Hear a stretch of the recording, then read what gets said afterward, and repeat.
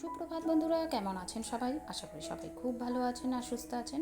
আমার আরও একটা ছোট্ট ব্লগে আপনাদের সকলকে সাথে নিয়ে আমি আজকের ব্লগটা শুরু করলাম। সকালবেলা উঠে কিছুটা কাজকর্ম গুছিয়ে নিয়ে আমার পুজোর দেওয়া হয়ে গেছে এদিকে। তো তারপরে এই যে এখানে দুটো মালা রেখেছি, এই মালা দুটো আমার মেয়েকে বলেছি আজকে ওর দাদু ঠাকুমার ছবিতে পরাতে, মানে আমার শ্বশুর শাশুড়ির ছবিতে পরাতে বলেছি, কেননা আজকে ওর জন্য একটা স্পেশাল দিন তো বটেই, তো আমাদের জন্যও একটা স্পেশাল দিন। আর এদিকে হচ্ছে সকালবেলা চা খেয়ে নিচ্ছি, আর চা খেতে খেতে একটু আলোচনা করে নিচ্ছি যে আজকে কী কী রান্না হবে। তেমন কিছুই করব না, ওই রাতের দিকে একটু ভাবছি চিকেন করব। আর এই যে সকাল সকাল আজকে চলে এসছে নেহার, মানে আমার মেয়ের পছন্দের একটা খাবার। সকালবেলা আজকে কোনো ঘরে কিছু করা হয়নি খাবার, কেনা খাবার পরোটা আনা হয়েছিল, আর এখানে 7 রকমের ভাজা করেছি, আর তার সঙ্গে একটু হালকা পাতলা একটা মাছের ঝোল করেছি। তো এই হচ্ছে আজকের দুপুরের মেনু। তো এটাই ওকে দেওয়া হবে। ও হ্যাঁ হ্যাঁ, আজকে হচ্ছে নেহার জন্মদিন, মানে আমার মেয়ের জন্মদিন। আর এদিকে দেখুন আরেকজন খেলতে খেলতে, এই আমার বিছানাটা যে কতবার গোছাতে হয় তার গোনা নেই। একদিকে টিভি চলতে থাকে, একদিকে ওর মতো ও খেলতে থাকে। তো এদিকে রান্না হয়ে গেছে, তো ভাবলাম একবারেই পায়েসটা বসিয়ে দিই। তো এদিকে পায়েস বসিয়ে দিয়েছি, আর পায়েসের জন্য যা যা লাগবে সব হাতের সামনে নিয়ে নিয়েছি। তো এদিকে পায়েস হতে থাক, আর বাকি কাজকর্মগুলোও আমি সেরে ফেলবো।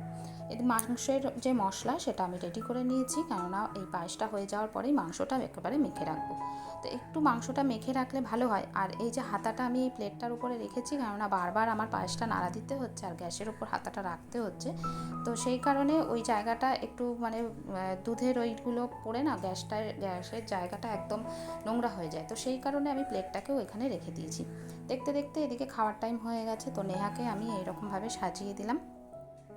আর এই যে বাটা মাছ, ও ভাজা খায় খুব ভালো, তো সেই কারণে ওর জন্য এই মাছগুলো, মানে এই বাটা মাছটা ভাজা হয়েছে। তো এদিকে ও খেতে থাক আর আমি আমার কাজকর্ম করতে থাকি। এই যে এনেছে এতগুলো শাক, এই শাক ভাজতে অনেকটা টাইম লেগে যাবে।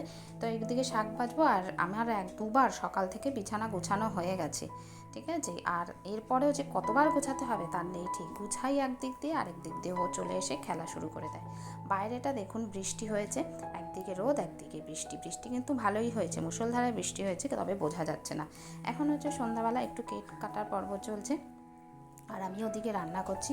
তো ঘরের সবাই মিলে এক জায়গায় একটু খাওয়া দাওয়া হবে। এইটা হচ্ছে আমাদের আজকে নেহার জন্মদিনে স্পেশাল ভাবে কাটানো। তো এদিকে কেকের সমস্ত কিছু রেডি করা হয়ে গেছে, এখন কেক কাটা হবে।